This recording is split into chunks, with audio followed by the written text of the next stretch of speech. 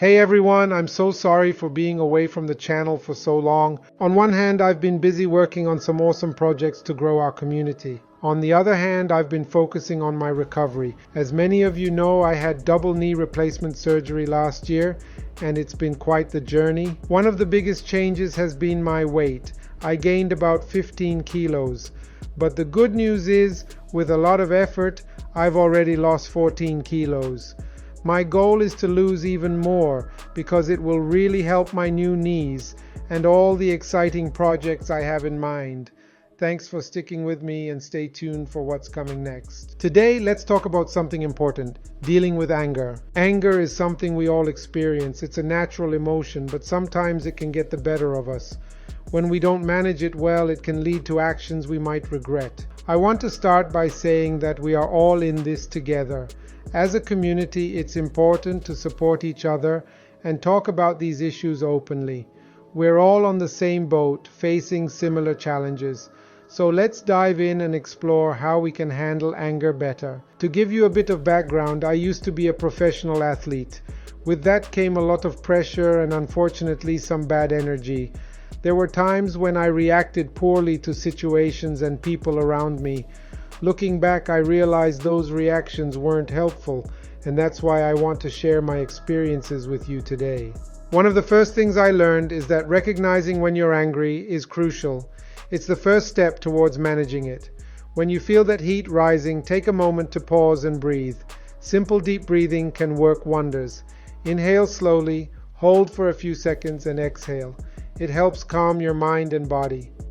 Another tip is to identify the triggers. What exactly is making you angry? Is it a specific person, situation, or maybe even something you're worried about?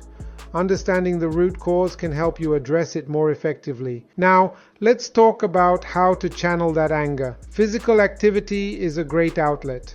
When I was an athlete, I found that exercising or even just taking a brisk walk helped me release some of that pent-up energy. It clears your mind and gives you a fresh perspective. Talking to someone you trust can also make a big difference. Whether it's a friend, family member, or even a professional, sharing your feelings helps. Remember, we're a community, and it's important to lean on each other. You're not alone in this. Sometimes writing down your thoughts can be helpful too. Journaling allows you to express what's on your mind without any judgment. It can be a safe space to reflect on your feelings and find patterns in what triggers your anger. Another technique is to practice mindfulness. Being present in the moment and observing your thoughts without judgment can reduce the intensity of your anger. There are many apps and resources available to help you get started with mindfulness meditation. When you're in a situation where you're about to lose your cool, try to use I statements instead of you statements. For example, say, I feel upset when, instead of you always. This approach is less accusatory and opens up a more constructive dialogue. Finally, let's remember the importance of empathy. Try to see things from the other person's perspective. This doesn't mean you have to agree with them, but understanding where they're coming from can help diffuse the situation. To wrap up, managing anger is a journey. It takes practice and patience, but it's worth it. By recognizing your triggers, using healthy outlets, and communicating effectively, you can turn anger into a positive force in your life. Thank you for listening, and remember, we're all in this together. Let's support each other and strive to react in ways that build a stronger, more understanding community. If you have any questions or want to share your experiences, feel free to reach out. Let's keep the conversation going.